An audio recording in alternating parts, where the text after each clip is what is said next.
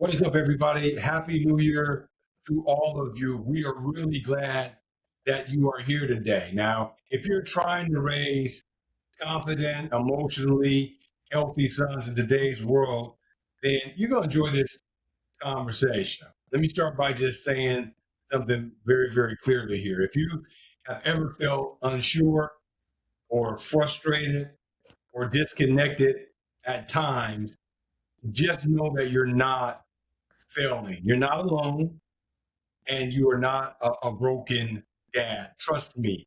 I've been this father for 30 years now, a father for 30 years now. And I have felt those things at times. What's up, Avery? How are you, man? I'm doing good, man. And today's boys are growing up in a world full of noise, screens, pressure, opinions, expectations, and most fathers were never taught how to intentionally lead in an environment like this. So Sure. if you've ever caught yourself thinking, why is my son shutting down so fast? Or am I building confidence or accidentally creating distance? Or if you've ever thought, how do I correct behavior without damaging this relationship? Well, this conversation is all for you. That's what we're going to get into tonight. Yeah, absolutely, absolutely. Now, for those of you that don't know us, we are Avery and Brian Baker, father and son speaking duo. We've been working together for 7 years now. And we're dedicated to transforming the way that fathers connect with their sons through our coaching business and our signature program, Fathership. We help dads rebuild trust, strengthen the bonds with their sons, and create a lasting legacy relationship. Now, we're also the authors of a book called Love Wins: Five Keys to Strengthen Your Relationships, a Parent and Child Perspectives. And we're the creators of the Avery and Brian experience, where we do keynote presentations and workshops, bringing multi generational lenses to multi generational workplaces. Yeah. And here's the part that really matters. We don't teach from theory alone. You see, there was a time when our own relationship was strained. We like to tell people that we used to live on a place that we called Pain Island. Right. There was emotional distance. There were missed conversations. There were moments where we didn't know how to reach each other. But through intentional effort, through a lot of work, vulnerability, and a commitment to growth, we found ourselves moving from Pain Island to where we are today, which is Pleasure Island. And that journey didn't just heal our relationship, it became the reason for the work that we do today. We believe that no relationship is beyond repair, and we're living proof that that transformation is absolutely possible. That's a fact. That is a fact. Listen, this is something that every father needs to hear. Your son is becoming someone with or without your guidance. The question isn't if he's being shaped. The question is by whom? Is it you? Is it his friends? Is it TikTok? Is it the algorithm? Mm. Right? So trust is the foundation that determines whether your voice matters or whether your voice just becomes background noise. Yeah, and when boys trust their fathers, they don't just behave better. They can regulate their emotions better, they recover from mistakes faster, they respect authority, which helps them navigate trouble. They even build confidence from the inside out. That's how trust goes beyond control. Trust is actually about connection. So that's what we're going to dive into today. Let's get it going, Pops. Absolutely. Let me start with the first idea that we want to share with everybody today, and it surrounds trust. And trust is built every day, right? It is not during big talks that trust is built. It doesn't happen that way. Trust is actually built in smaller ways. It's the car rides that you go on with your son. It's playing catch. It's shooting some hoops at the park. It's walking the dog, exercising together. It's sitting next to each other, not always across from each other. It's even at bedtime, like before your son turns in, before you turn in. Those are some of the most meaningful conversations you can ever have. Trust is built when your son feels like it's safe for him to speak.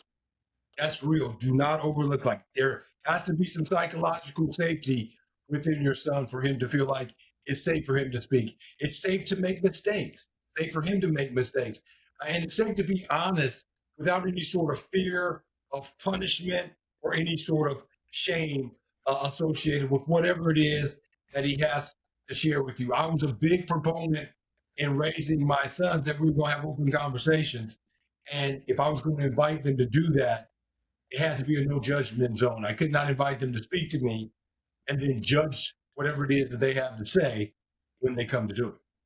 Yeah, that's real. And I'm glad that you learned over time the importance of not judging. Because there were times when I was growing up, I could feel your judgment. Even if you weren't trying to let it crack through or seep through our conversations. But over time, I learned to trust that you were coming to this conversation or you were entering the space with an open mind and you weren't coming to that space ready to be judgmental of the things that you heard. And I think that's super important for any of the parents or any of the fathers that are listening to this right now. You know, here's the truth. Boys don't shut down because they're difficult. They shut down because they don't feel emotionally safe yet. That's very, very important. So it's important to create this culture of unity, if you will, or a culture of openness, an open door policy, a lot of people will refer to it as, because young people today, they need to have that space to come and express themselves. You know, unfortunately, a lot of young people are harming themselves today. And one of the number one reasons why that is the case is because they don't feel like they have a healthy outlet. They don't feel Mhm. like they have adults in their lives that will actually listen to them, that aren't there to judge them or to shame them, as my dad just mentioned, or punish them for the things and the mistakes that they make. Nah, it's really about making it safe, as my dad just said, psychologically safe, so that people can come to you, your sons, your children can come to you and speak about really anything and everything. Yeah. And as my dad was saying as well, you know, trust isn't built in just like these giant moments. It's built over time. It's like a snowball effect, right? I remember in my home growing up, one of the activities that we constantly did over time, this became a trust maker for us. It was playing board games or card games. You know, these little moments where it taught us how to be a little bit competitive in a healthy way, but it also taught us, hey, this is just how you can sit around the table, play a game, but simultaneously build some camaraderie with each other. Talk about each other's days or talk about weeks, talk about successes, talk about things that we're struggling in. And games are a great way and a great tool to utilize some or make correlations, if you will, between what's taking place in the game and what's happening in real life. All right. And so one of the things that my dad and I have created is an ebook called The Ultimate Guide to Indoor Fun. And it's an ebook designed for parents and guardians to have different activities to do with your children. And these are ways that you can begin to spend quality time with one another. Right? And so there's about 30 different activities in this ebook. We'll make sure to drop it in the comments below so that you can download it after this video. Absolutely, absolutely. And as parents, as fathers, none of us gets a manual on how to raise a kid. Like when we're bringing them home from the hospital, you don't get that pamphlet. Like, okay, so this is what you have to do on day one. This is what you have to do on in year two. It doesn't happen that way. And so, yeah, Avery, I did struggle at times when you were younger because I was still growing. I was growing in to being a father. I was growing in to being a better man, trying to be a better man. And so those mistakes happen. But one of the reasons that we ended up writing the Ultimate Guide to Indoor Fun was because we know what was working for us, Yeah. and we wanted to share with a lot of other families out there what could possibly work for them. So understand that expectations that we bring as fathers into our relationships with our sons, the expectations without connection, that creates resistance. That's what we want to touch on. And the second idea that we want to share with you today is that you have to have some connection before you start throwing out what the expectations of your son that you have. It's one of the biggest mistakes that dads make. We lead with expectations without building that connection. Rules without relationship create rebellion. I deal with you when it came to that oftentimes, right? And as I was learning to be able to connect with you better, I had to understand that you were rebelling on some things because our relationship, we were going through some struggles at some times. And I forgot that principle, and I had to get back to that principle of connection and relationship. Expectations uh, without trust create fear, and they're creating avoidance in your home. And Avery, I want to throw this over to you, but when we talk about avoidance, I always described you as being a cat when you were growing up. Your younger brother was more of a dog. He was more of a, he and I could go back and forth a little bit. He'd walk out the room, and a few minutes later, he'll come back and say, are we good, Pops? And I'm like, absolutely, we're good, right? He's got that dog in him. It's just that unconditional love. You, on the other hand, you practice avoidance. If something got a little bit heated, and we had some disagreements, off you go, you disappear a little bit, and you would avoid being able to, face what it is that we were dealing with, until maybe the next day, sometimes the day after that. But part of that was the way I was going about it. And that's what it is that we teach dads now. You have to understand the importance of that connection in order to not get that resistance. But go ahead, son. Yeah, I mean, look, I was the type of kid that, maybe when I was younger, I was hiding behind my parents' leg when it came time to meeting new people, right? It took me a little bit longer to warm up to my environment. But when expectations are paired with trust, something powerful happens. Mm-hmm. See, your son or your child doesn't comply because they're just afraid of you or you're afraid of your rules. They cooperate because they feel respected. Yep. For example, a simple shift, instead of saying, do this because I said so, you can say, here's why this matters. And I believe you can handle it. You see, that simple switch takes the onus away from their inability to comprehend what it is that you're trying to tell them to, hey, I respect you enough to explain and share my rationale for why it is that I'm having you do these things, right? Now, the thing about expectations is, as parents, you got to be steadfast and hold your children accountable, Yeah. because accountability is the thing that's going to help them establish some expectations for themselves. Accountability is the thing that's going to help them gain a drive to achieve something that goes beyond just doing the bare minimum. My dad, he used to tell us, don't be a masterpiece of minimalism. Right? Don't be a masterpiece of minimalism. I mean, that it used to irk me when he would say it, because it was basically his challenge to us to say, I know you can do better. Don't just settle for the bare minimum. Like, go above and beyond, right? And so over time, that being constantly retold to me, it made it clear. It's like, hey, the bare minimum, that's not good enough. Yeah. Right. And that impacted me as I've gotten into adulthood, right? Like in my jobs, even as I was in college, if I was doing certain papers, assignments, or things, I knew that I could stretch myself. I knew when I wasn't giving it my all. And so that helped me stand out from the rest. It helped me stand out, from the competition. And Yeah. anybody that, I feel like I'm in the same place with, I now have that drive to achieve. I now have the self expectation that, hey, I'm gonna go out here and be successful, right? But that didn't come with some hiccups along the way, right? And there were moments in my childhood where I did fail to meet expectations. And I had to learn the hard way that there's some consequences to that, right? There's a specific story. I think you know what I'm referring to right now, Pops. The PlayStation story. And I think actually I can share this with the audience right now, just a little bit of how that PlayStation story went down.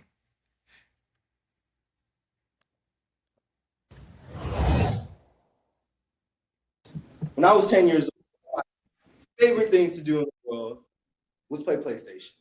And I had a PlayStation 2 at the time, loved playing video games. Now, one of the punishments that we had if we got in trouble, PlayStation would go away. My dad would hide it in his room. As I got older, I started figuring out where his hiding places were.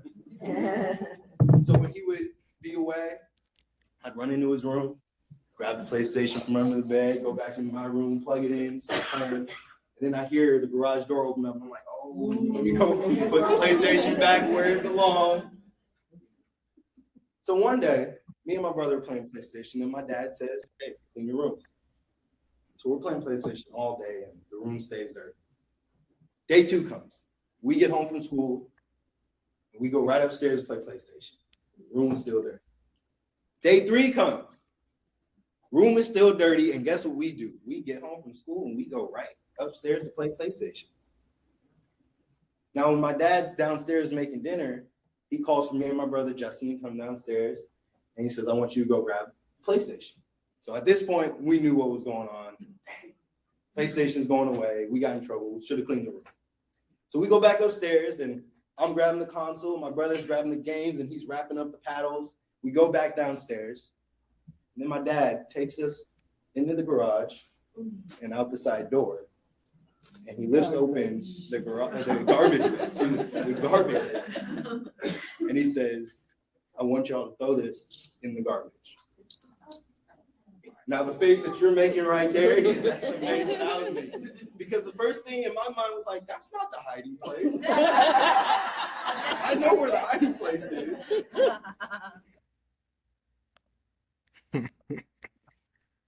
Look at you smiling over there, man. You still get geeked from this. That was a glorious day, man. That was a glorious day. In all seriousness, though, I think that it was a day that had an impact on you, and impacts happen in different ways, in different situations and circumstances. And I think for you, at that age, you needed that hard lesson to understand that there are expectations and you have to meet them. Now, your mom was upset at me because I put a game console in the garbage can. Her main thing was like, could you just take it to GameStop and see if you could get some money for it? But the point was, is that it was a lesson that you never forgot. And it didn't end up being a traumatic lesson for you. It actually, and you can speak more on this, but I think that it allowed you to be able to understand how to prioritize and how to deal with wants after needs. But you can expand on that if you want to. But that's what I felt that I was doing at the time, and it was a good lesson. Yeah, I actually don't know where you got the idea that it wasn't traumatic for me. It's very traumatic for me to this day. I never even wanted to look at another game console for years after that. So, but again, sometimes tough lessons are necessary, and it has become a pretty much a monumental moment in our relationship and in my upbringing, and it's something that we share with fathers and parents to this day. I mean, shoot, almost 2 decades later, that story is super powerful because when people hear that story, they are almost in disbelief. They're like, no, you didn't actually throw away the game console. And it's like, yeah, like you weren't playing, you weren't trying to compete with PlayStation, video games, any technology or anything. It was basically like I wasn't doing what was being told and asked of me. And, at that time, cleaning my room was my form of rent. Yeah. And Yeah. I wasn't paying rent on time, right? And so, in the real world, if you don't pay rent on time, you get evicted. Uh, in the Baker household, if I didn't pay rent on time, PlayStation got thrown away, right? It So, got, it got evicted. It got evicted from the house. definitely. Yeah. Yeah. Let's move on. I want to touch on the next idea, the next key that we're sharing today, which is emotionally mature fatherhood. Now, this is big because a few minutes ago I said we're always growing. We didn't get a manual. We're trying to really step into those father shoes as best as we possibly can. But emotionally mature fatherhood, it doesn't mean that you got to be perfect. And that is the thing that we share with dads all of the time. There is no perfection happening in fatherhood. You're going to err. You're going to make mistakes. You're going to be unsure, as I said earlier, but you need to continue to try and get better. Now, as you always say, Avery, you know, uh, Tuesday needs to be a day that you get better if Monday was not the day that you wanted it to be. And so, emotionally mature fatherhood means managing your reaction. You know, we need to be able to eliminate reacting and be able to replace that with responding. But first, let's start managing the reactions that we have till we get to the point that we're able to learn how to respond, which we teach in our coaching programs. But it also means repairing Yeah. when you miss something, right? There is always the opportunity to go back and repair something. But if you fail to do that, then you're missing out on the golden opportunity. You know, emotionally mature fathers means modeling accountability and making sure that you are taking ownership of the things that are taking place, showing your son how to regulate their emotions, not suppress them, right? And so when Yeah. you're modeling your emotion, when you're modeling emotional regulation, your son is picking up on that because your son learns how to handle life by watching how you handle stress, by watching how you handle conflict, by watching how you handle failure. And so, emotionally mature fathers, I think, do their sons a world of service. I want to share an example of something that my father did when I was growing up. That, at the time, I didn't understand how emotionally mature it was of him, but it helped me in my journey as a father. When I was in the ninth grade, the first report card that I came home with had 4 D's on it. And both of my parents were educators.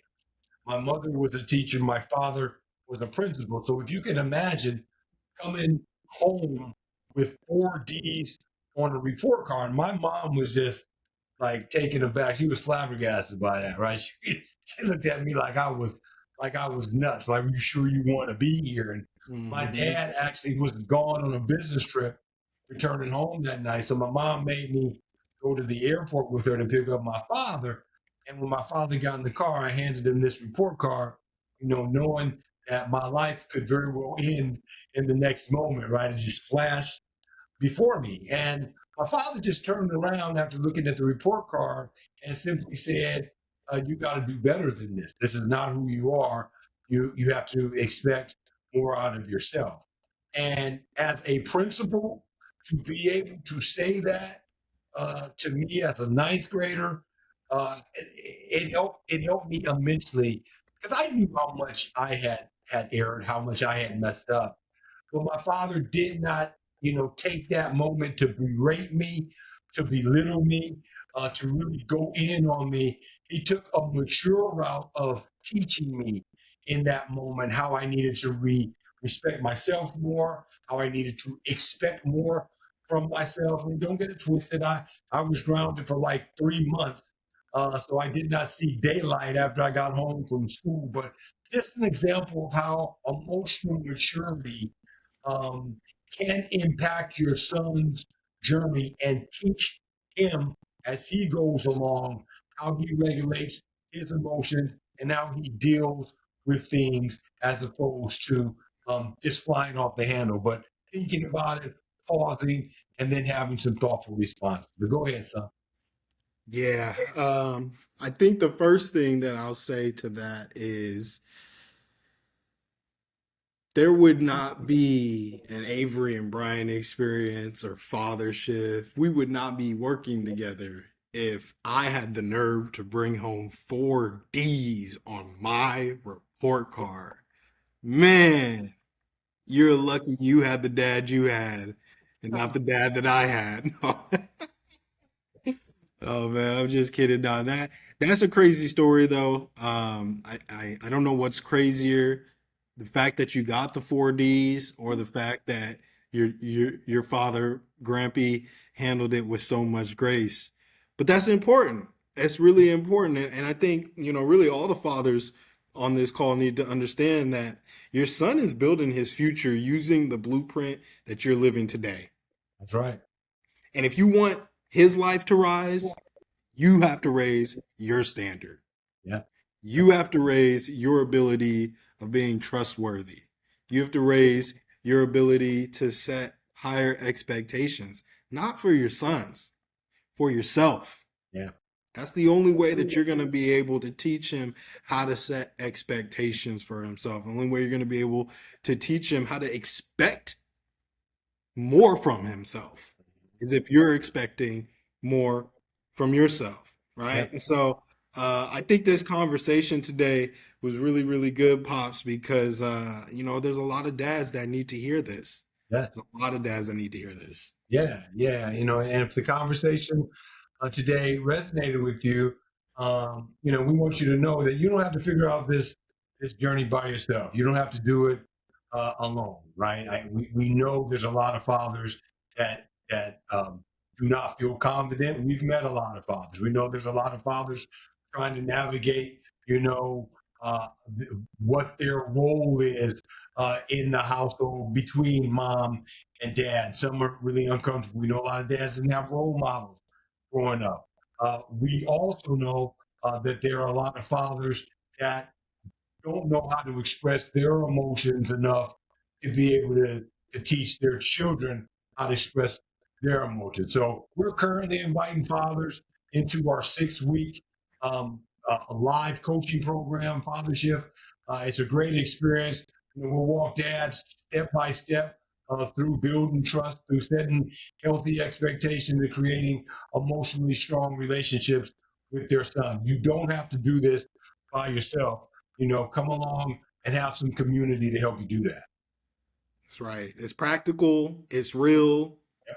It's built for dads by a father and a son who want to lead with intention before habits and screens and outside voices take over. Look, you won't get these years back, but your son is going to live with what you do right now.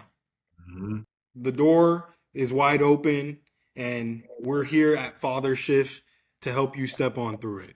There it is. You still got the time. You still got the influence. And the fact that you're watching this video right now tells us that you care. So we want to thank you for being a part of this conversation. Thank you for tuning in. We're Avery and Brian Baker, and we're honored to walk this journey with you. Take care, everyone. Hey, everybody, it's Pops. If you want all the latest content that we drop, be sure to subscribe. And follow us on LinkedIn at Avery and Brian Baker.